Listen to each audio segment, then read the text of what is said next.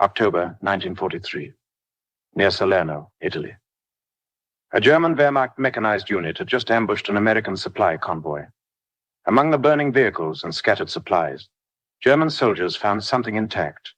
A GMC CCKW 2.5-ton cargo truck, standard American supply truck, nothing special, just a truck. The unit commander ordered it towed back to their workshop. German mechanics would examine it, see if it could be used, maybe learn something about American engineering. 3 mechanics spent 2 days taking that truck apart, examining every component, every bolt, every weld, every part. On the 3rd day, the senior mechanic, a man named Klaus Weber, who had worked for Daimler-Benz before the war, sat down and wrote a report to his commanding officer. His hands were shaking as he wrote. The report concluded with a single sentence: "If the Americans can build trucks like this by the tens of thousands, we cannot win this war." His commander thought he was being defeatist, ordered him to revise the report. Weber refused. He showed his commander the truck, walked him through every detail, explained what it meant. The commander read the original report again. Then he forwarded it up the chain of command with his own note. This man is not being defeatist. He's being realistic. Someone needs to see this. That report eventually reached Albert Speer, Reich Minister of Armaments and War Production. Speer read it. Then he ordered a comprehensive study of captured American equipment. The results terrified him. This is the untold story of how a single captured truck revealed the doom of Nazi Germany. How German engineers, looking at American mass production techniques, understood what their leaders refused to accept. How the mechanized might of American industry couldn't be matched, couldn't be copied, and couldn't be defeated. And how the warnings were ignored until it was far too late. To understand why that GMC truck was so revealing, you need to understand where German military vehicle production was in 1943. And the answer is a complete mess. The Wehrmacht in 1943 was using over 2,000 different vehicle types. Not 2,000 vehicles, 2,000 different types. Different trucks from different manufacturers with different parts, different maintenance requirements, different capabilities. Why? Because Germany's pre-war automotive industry was fragmented. Dozens of manufacturers, each building vehicles their own way. When war came, the Wehrmacht just ordered trucks from everyone. Mercedes-Benz trucks, Opel trucks, MAN trucks, Bussing-Nag trucks, Ford Germany trucks, dozens of others. Each manufacturer built trucks differently, different engines, different transmissions, different axles, different electrical systems. A Mercedes truck needed Mercedes parts. An Opel truck needed Opel parts. You couldn't interchange anything. For mechanics, this was a nightmare. A Wehrmacht motor pool might have 20 trucks from 10 different manufacturers. Each needed different parts, different tools, different expertise. A mechanic who knew Mercedes engines might be useless working on an Opel. For logistics, it was even worse. The Wehrmacht needed to stock thousands of different parts to maintain their vehicle fleet. Every different truck type needed its own inventory of spare parts. The supply system was drowning in complexity. But it got worse. As the war went on and bombing damaged factories, manufacturers had to substitute materials. The truck you received in 1943 might have different parts than the same model from 1942. Parts that looked identical might not be interchangeable. German mechanics were constantly improvising, adapting, making do with whatever they had. It worked, sort of, but it was inefficient and exhausting. Then they captured that GMC truck, and everything changed. The GMC CCKW, called the Jimmy by American soldiers, was the standard American 2.5-ton cargo truck. The U.S. military ordered 562,750 of them during World War II. Over 500,000. All basically identical.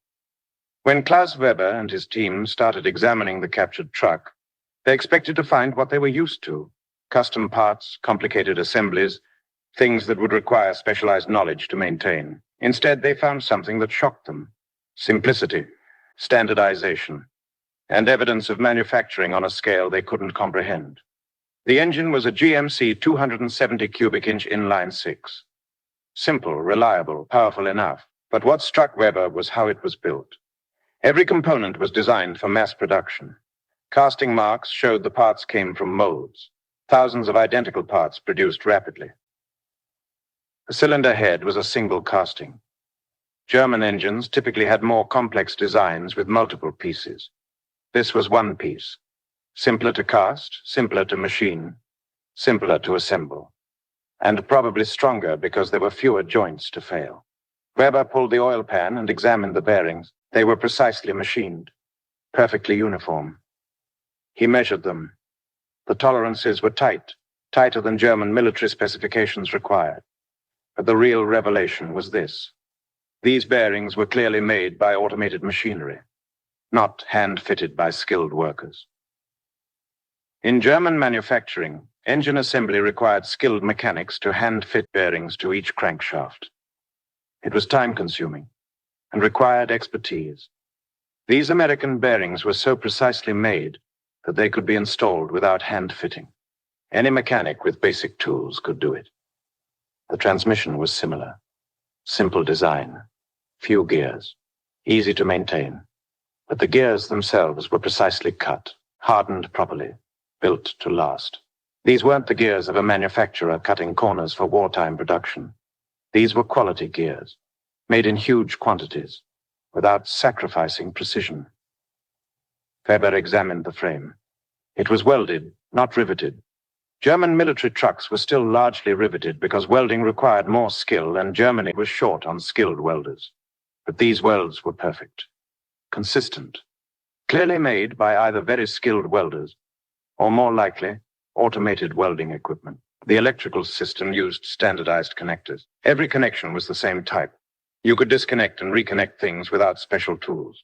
German military vehicles had various types of connectors depending on which factory made which subsystem. The wheels were interchangeable. Any wheel fit any hub. The spare tire was identical to the regular tires. German trucks often had different specifications for spare tires to save on high-quality rubber. Even the tools provided with the truck were revealing. A simple toolkit with standardized tools. No special wrenches. No custom tools for specific adjustments. Everything could be maintained with basic tools. Any mechanic would have. Weber wrote in his initial notes, "This vehicle is designed by people who understand mass production in ways we do not. Every choice from component design to assembly methods prioritizes manufacturing speed and maintenance simplicity. This is not a truck. This is a philosophy of production." But the real shock came when Weber and his team calculated what this truck represented in terms of manufacturing capacity. The GMC truck had approximately 8,000 individual parts. Every fastener, every washer, every component counted. To build one truck required producing 8,000 parts, then assembling them correctly. The Americans were building these trucks at a rate of approximately 10,000 per month in 1943. That meant producing 80 million parts per month just for this one truck model. And they were also building other vehicles, jeeps, tanks, larger trucks, half-tracks. Weber did the math. To produce parts at that rate required a level of automation and industrial capacity that Germany simply didn't have. Germany's entire truck production, all types combined, was around 3,000 vehicles per month in 1943. And those were from dozens of factories making dozens of different types. The Americans were producing more than 3 times as many vehicles of just this one type as Germany produced of all types. But it wasn't just the quantity, it was the quality. This wasn't a hastily built wartime truck that would fall apart after hard use. This was a well-designed, properly built vehicle that would last. The Americans weren't sacrificing quality for quantity. They were achieving both. Weber examined the data plate on the truck. It showed the manufacturing date, June 1943, 4 months ago. The truck had been shipped from America to North Africa, used in combat operations, driven hundreds of miles, and was still in excellent condition. The engine ran smoothly. The transmission shifted cleanly. Everything worked. German trucks, after 4 months of combat use, were typically worn out, requiring major maintenance. This American truck was barely broken in. The maintenance manual was another revelation. It was clearly written, well illustrated, designed for mechanics with average skills. There were no warnings like requires specialist adjustment or factory service only. Everything was designed to be maintained in the field. Weber's team found something else. Evidence of interchangeability between different vehicles. Some components had markings suggesting they were also used in other American vehicles. The Americans were using common parts across multiple vehicle types. The starter motor, for instance, had markings indicating it was also used in some American tanks.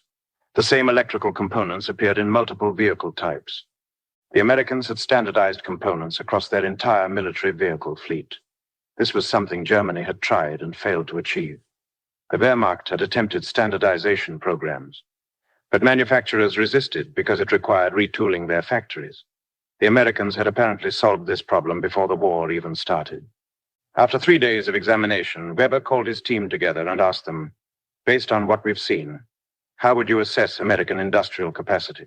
His assistant, a mechanic named Friedrich, who had worked for Opel, said, they're building vehicles the way we build rifles, standardized components, automated production, built for mass manufacturing. If they can do this with trucks, they can do this with everything. Another mechanic added, we've been treating vehicle production like craft work. They've treated it like an industrial process. They're not building trucks, they're manufacturing them. Weber wrote his report that night. It was detailed, technical, and concluded with observations that went beyond mechanical engineering. The vehicle itself is impressive, but not revolutionary. We could design a similar truck. What we cannot do is build 10,000 of them per month while maintaining quality and ensuring every part is interchangeable. The Americans have solved problems we are still struggling with. 1. True parts standardization across vehicle types. 2. Automated manufacturing that maintains quality. 3. Design that prioritizes production speed and field maintenance. 4. Supply chains that can deliver millions of components on schedule. This truck represents an industrial system we cannot match. They are not just outproducing us, they are producing in fundamentally different ways. If they can build trucks like this in these quantities, they can build tanks, aircraft, and weapons in similar quantities. The material advantage is not close. It is overwhelming. Unless Germany can match American production methods, which would require years of factory retooling we do not have, we cannot win a war of material. And modern war is decided by material. His commander, Major Oskar Schmidt, read the report and was disturbed. He'd been hearing propaganda about German technical superiority for years. This report suggested the opposite, that America had technical superiority where it mattered, in manufacturing. Schmidt forwarded the report to his division commander with a note. My mechanic believes this truck proves we cannot win. I thought he was defeatist. After examining the vehicle myself, I think he may be correct. This needs serious attention. The report moved up the chain. At each level, officers added their own observations. Some were skeptical. Others who had examined captured American equipment added supporting evidence. By early 1944, the report reached Albert Speer's office. Speer, who had been managing German war production since 1942, ordered a comprehensive study of captured American equipment. Teams of engineers were sent to examine American trucks, jeeps, tanks, aircraft, anything captured. The results confirmed Weber's analysis. In every category, American equipment showed evidence of superior mass production techniques. Captured Sherman tanks had interchangeable parts. Engines could be swapped between tanks in hours. German Panther tanks required days of specialized work to replace engines, and each engine had to be carefully fitted to each specific tank. American jeeps were being produced at rates of 20,000 per month. They were simple, rugged, and so standardized that any jeep part fit any jeep. German equivalent vehicles, like the Kubelwagen, were better designed in some ways, but produced in far lower numbers with less standardization. American aircraft showed the same patterns. Captured B-17 bombers had maintenance manuals that assumed average mechanic skills. German equivalent aircraft required specialist mechanics and custom tools. The study concluded what Weber had written. American industrial superiority wasn't just about having more factories. It was about having better production methods, better standardization, better supply chains. Speer wrote in his diary, the American automobile industry has been converted to war production with devastating effectiveness. They build weapons the way they build cars. Mass production, standardization, quality control. We build weapons the way we always have as specialized products. They will bury us under a mountain of material. But Speer was a realist in a regime that didn't tolerate realism. When he tried to brief Hitler on the findings, the Führer dismissed them. German engineering is superior. Quality over quantity. Fighting spirit matters more than trucks. Speer tried to explain that the Americans had both quality and quantity, that their mass-produced trucks were better than German specialized trucks. Hitler didn't want to hear it. Other Nazi leaders were similarly dismissive. Hermann Goering, head of the Luftwaffe, insisted German aircraft were superior despite evidence that American aircraft production exceeded German production by a factor of 4. Joseph Goebbels, propaganda minister, dismissed reports of American industrial capacity as exaggerations and propaganda. Only a few German leaders understood. Field Marshal Erwin Rommel, who had fought against American forces in North Africa, wrote, "The Americans are not particularly good soldiers individually, but their equipment is excellent and they have unlimited amounts of it. Every position we destroy is rebuilt overnight. Every vehicle we destroy is replaced immediately. We cannot win against an enemy with such material superiority." General Heinz Guderian, Inspector General of Panzer Forces, wrote similar observations. American tank quality is adequate, not exceptional, but they have thousands of tanks. We destroy American tanks and more arrive the next day. We lose a tank and it may take weeks to replace it. This is not sustainable. But these realistic assessments were ignored or suppressed. The Nazi regime had built its legitimacy on claims of German superiority. Admitting that America had superior production methods contradicted the entire ideology. Meanwhile, Klaus Weber, the mechanic who had started all this, was still working in his motor pool in Italy. His report had disappeared up the chain of command. He never heard anything back. But he kept examining captured American equipment whenever possible. And what he found kept reinforcing his initial conclusions. In early 1944, his unit captured another American supply dump. This one had spare parts for vehicles. Weber spent days cataloging what he found. The spare parts were packaged in standardized crates.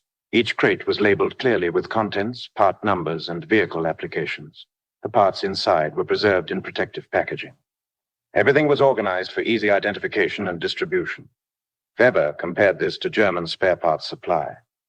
German parts came in whatever packaging the manufacturer used. Labels were sometimes unclear. Parts that looked similar might not be interchangeable. Finding the right part required knowledge and experience. These American parts, a private with basic training could find the right part, identify it correctly, and install it following the clear instructions provided. Weber found something else: the sheer variety of spare parts available. There were complete engines in crates ready to install, transmissions, axles, electrical components, everything you might need to repair a vehicle in the field. He calculated the value of parts in this one supply dump. It represented enough spares to completely rebuild over 50 trucks. This wasn't a major supply depot. This was just a forward supply dump supporting one American division. The implications were staggering. If the Americans could stock spare parts this extensively for forward units, their main supply depots must be enormous.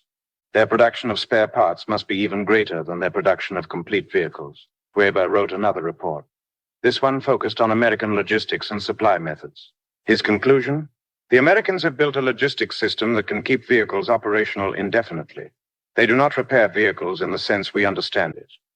They replace broken components with new components from abundant supply. This is only possible with massive industrial production and excellent supply chain management. This report also went up the chain and disappeared. But some officers were paying attention. By mid-1944, German commanders on the Western Front were writing increasingly desperate reports about American material superiority.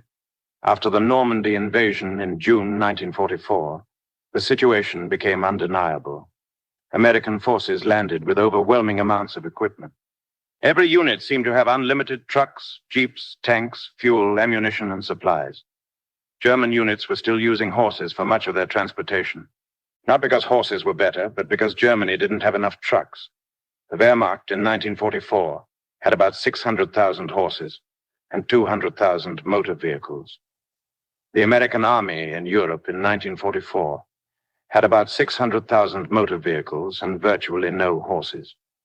Every American unit was fully motorized. They could move faster, supply themselves more effectively, and maintain operational tempo that exhausted German defenders. German mechanics examining captured American vehicles after Normandy kept finding the same things Weber had noted. But now there were more vehicles to examine, more evidence of American production capacity. One mechanic's report from July 1944 noted, "We captured a supply column of 50 American trucks. All were identical GMC models. All were in excellent condition despite heavy use. All had complete toolkits and spare parts. The Americans abandoned these trucks without destroying them because they know they can replace them easily. We are desperate for trucks and cannot replace losses. They have so many trucks, they leave them behind rather than spend time on recovery operations. Another report from August 1944 examined 10 American Jeeps. All showed manufacturing dates from 1944. These vehicles are less than 6 months old. They are worn from hard use, but still functional. The Americans are rotating equipment, replacing older vehicles with new ones constantly. We are repairing vehicles from before the war because we have no replacements. By late 1944, German mechanics were writing reports that were almost despairing in tone. They understood they were fighting an enemy with industrial capacity that couldn't be matched. One senior Wehrmacht mechanic wrote, "I have spent 3 years trying to keep German vehicles operational with insufficient parts, inadequate tools, and increasing desperation. I examine American vehicles and see what we should have been doing. They designed for mass production from the start. They standardized everything. They built supply systems that work. We did none of this. We are losing because we are still trying to fight a modern war with pre-industrial logistics." But the most revealing reports came from German engineers who were tasked with trying to copy American production methods. In late 1944, with Germany facing total defeat, Speer ordered teams to analyze whether Germany could adopt American manufacturing techniques. Could German factories retool to produce standardized vehicles using mass production methods? The engineering teams studied the question for months. Their report, completed in early 1945, was devastating. Converting German vehicle production to American-style mass manufacturing would require 1. Complete factory retooling, 24 months minimum, 2. Retraining entire workforce in new methods, 18 months, 3. Establishing supply chains for standardized components, 24 months, 4. Developing new vehicle designs optimized for mass production, 36 months. Total time required, 3. 5 years under peacetime conditions. Under current wartime conditions with bombing, labor shortages, and material shortages, impossible. Even if we had started this conversion in 1940, we would only now be reaching full production capacity. The Americans started their conversion in the 1930s and had their system operational before the war began. We cannot catch up. The industrial and organizational changes required are too extensive and take too long. The report concluded, the Americans did not win because they built more trucks. They won because they built an entire industrial system for modern war production. We never did. By the time we understood what was required, it was too late. Albert Speer read this report in February 1945 with Berlin under constant bombardment. Germany was collapsing. The war was clearly lost. And this report explained why it had always been lost. Speer wrote in his diary, that mechanic in Italy who examined a captured truck in 1943 understood what took our top engineers years to figure out. He saw one truck and knew we couldn't win. The rest of us needed mountains of evidence and complete military collapse to accept the same conclusion. After the war, Allied intelligence teams interviewed German engineers and officers about their understanding of American industrial capacity. Many of them mentioned the GMC truck report. One German engineer, Franz Müller, who had worked on the 1945 study of American production methods, said, that report about the GMC truck should have been required reading for every German officer in 1943. It explained everything. One truck, properly analyzed, revealed the entire reason we would lose. But nobody wanted to hear it, because it contradicted our beliefs about German superiority. Klaus Weber, the mechanic who wrote the original report, survived the war. He returned to Germany and went back to work for Daimler-Benz. In interviews years later, he was asked about his famous report. I wasn't trying to be political or defeatist, he explained. I was just being a mechanic. You examine something carefully, you understand how it was made and what that tells you about the people who made it. That truck told me the Americans had production methods we didn't have. And in modern war, production wins. He was asked, did you think anyone would listen to your report? Honestly, no. I wrote it because my commander asked for my professional assessment. But I knew what I was saying went against everything we'd been told about German technical superiority. I figured the report would be filed away and ignored. I was right about that. But I was also right about what the truck meant. The GMC truck Weber examined was eventually destroyed in combat, but its legacy lived on in the dozens of reports German engineers wrote after examining American equipment. Reports that all reached the same conclusion. American industrial superiority was real, overwhelming, and decisive. The story of that one captured truck became somewhat famous among German veterans after the war. It symbolized a truth that many Germans had suspected but couldn't acknowledge during the war. They were fighting an enemy with resources and production capacity that couldn't be matched. One German veteran, writing his memoirs in the 1970s, devoted a chapter to the GMC truck story. He wrote, "We learned to fear American artillery, American air power, American tanks. But what we should have feared most was American trucks. Those trucks meant the Americans could supply their forces anywhere, keep their equipment operational, and maintain operational tempo we couldn't match. Trucks win wars. The Americans understood this. We didn't." The broader lesson of the GMC truck story is about how economic and industrial factors determine war outcomes more than tactical or even strategic military factors. Germany had excellent generals, well-trained soldiers, and in many cases superior weapon designs. But they couldn't overcome America's industrial advantage. The United States produced during World War II 297,000 aircraft, Germany 119,000, 193,000 artillery pieces, Germany 159,000, 86,000 tanks, Germany 67,000, 2,382,000 trucks, Germany 346,000. That last number is the key. Germany produced 346,000 trucks during the entire war. America produced 2.4 million, 7 times more. And as Weber noted, the American trucks were standardized and better built. Those trucks meant American forces could be supplied anywhere. They could move quickly. They could maintain equipment in the field. They could operate at high tempo continuously. German forces, with a fraction as many trucks and still relying heavily on horses, couldn't match this logistical capability. Even when German units won tactical battles, they couldn't exploit victories because they couldn't move supplies fast enough. The GMC truck that Weber examined was just one of 562,750 identical trucks. Each one represented American industrial capacity. Each one helped supply Allied forces. Each one was a small piece of the industrial might that buried Germany under a mountain of material.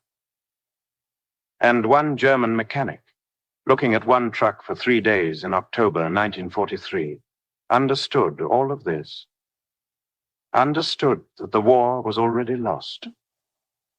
Understood that Germany was facing an opponent with industrial capacity beyond anything Germany could counter. He wrote a report explaining this. The report was ignored by leaders who didn't want to hear bad news, but the report was correct. Absolutely, completely correct. By the time German leaders finally accepted what Weber had written, by the time Speer and others acknowledged American industrial superiority, it was far too late. Germany was collapsing. The war was ending. Millions were dead. All because Germany started a war against opponents with industrial capacity Germany couldn't match and never understood until too late. Klaus Weber, examining one captured truck in 1943, understood this immediately. He saw the precision of the parts, the evidence of mass production, the design choices that prioritized manufacturability. He did the math. He reached the obvious conclusion. Germany was doomed, not because of one truck, but because that one truck represented thousands of factories, millions of workers, an entire industrial system optimized for war production. A system Germany couldn't match, couldn't counter, couldn't overcome. Weber's commander thought he was being defeatist. He wasn't. He was being realistic. And in war, reality always wins eventually. Even if it takes millions of deaths and years of fighting for everyone to finally accept what one mechanic understood after 3 days, examining a captured truck, the GMC truck that revealed the doom of Germany.